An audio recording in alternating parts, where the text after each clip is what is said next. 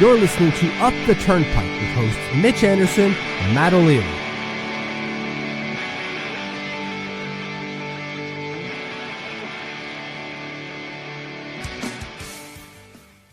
Hello and welcome into Up the Turnpike. What is going on? Matt O'Leary alongside Mitch Anderson. Mitch, figured we'd hop on tonight and talk a little Mathew Schaefer as the official word is in. He signed his ELC. Let's go. The Schaefer era begins is the way I said it on Twitter, because there was no worry like he was going to sign. That was never a question. It's just I think the big question on everyone's mind is, was he going to go back to junior, or was he going to go to college, or was he going to play in the NHL? And do you feel like this sets you on a specific path now that he signed that ELC?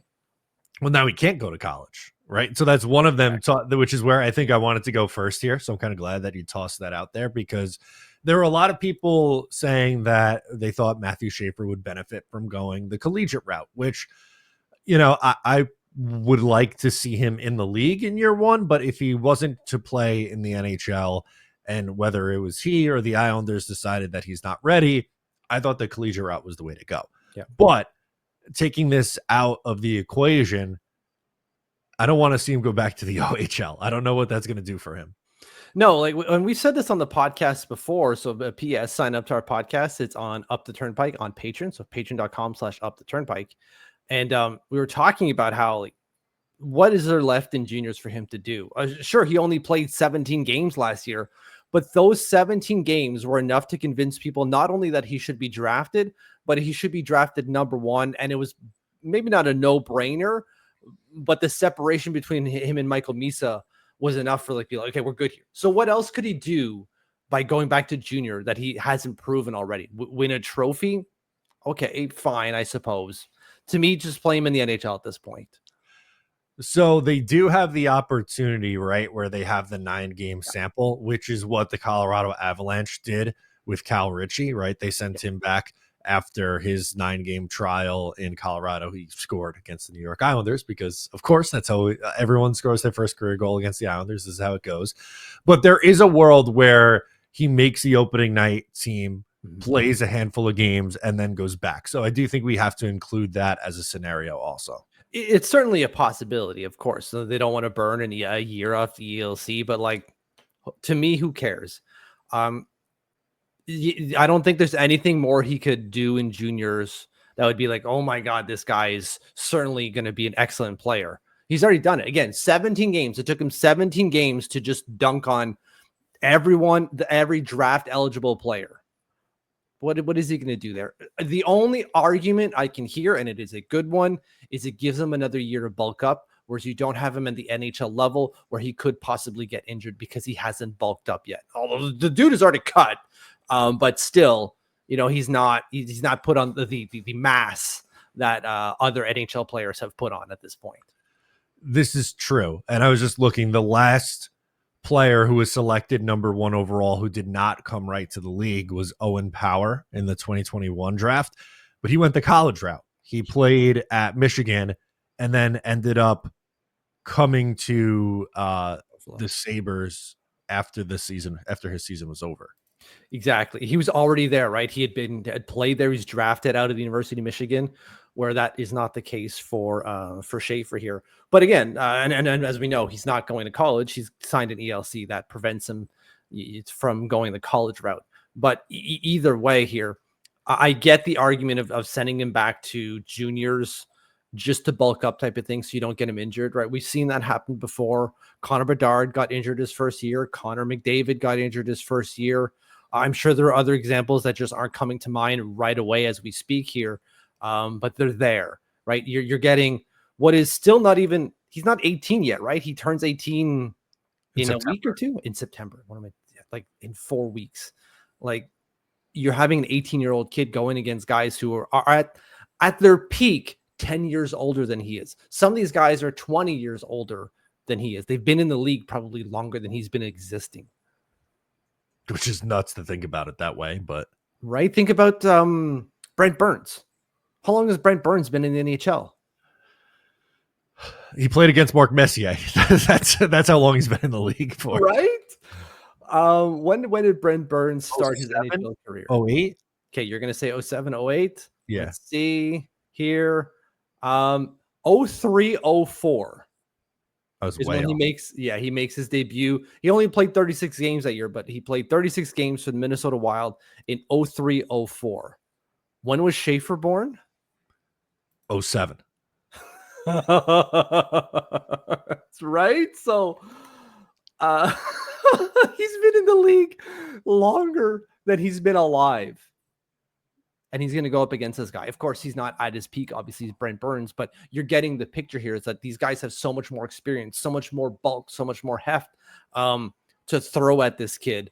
So I get the idea of trying to bulk him up before he plays, but that's not happening. I don't think that's happening. To me, it's going to be the league. Also, it's not like he's 5'10", 150 pounds either. Right. Exactly. It's not me. Look at these noodles stepping into the NHL. He's 6'2", listed as 183 on Hockey DB. So can he put on another 15 pounds? Probably. Yeah.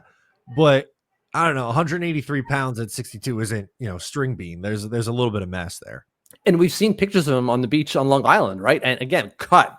Like Pierre Engvall levels of cut. The man went through a cutting phase right before going to the draft, and he walked the beach to look like he belongs on the Top Gun scene in the 1980s movie. Amazing. Great reference. Thank you. The volleyball court is where he belongs, Mathew Schaefer. But you're right. He's got that already, and he's said he's going to try to add 10 pounds of muscle over the summer. And with the type of resources he's going to have at his disposal and his, predisposition to already being a jacked individual, I wouldn't put it past him to achieve that. Right. Even if it's 6'2", 190, let's just say, just as a round number, that should be more than enough, because you get to the point too, like, does he need to put on size? Yes. Don't take this the wrong way, but you also don't want to go too far the other way and then take away from some of the skating ability. Exactly. You don't want him showing up like, I'm Dustin Byfuglien now. Yeah. I'm 6'2". I put on 30 pounds actually, and it wasn't muscle. Exactly. Wrong version here of cushion for the push-in there, Schaefer. So like that's not what we want to hit, but a little bit more muscle to insulate those bones, because he's going to be taking contact, right? Defensemen take contact along the boards. That's going to happen. And also first overall pick, guys are going to want to take a chunk out of him.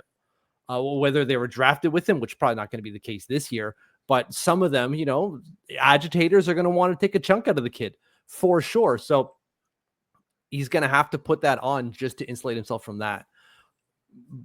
But I think the story here is just that he's signed. And to me, and I think to you as well, he plays in the NHL this year. I think beyond those 9 games.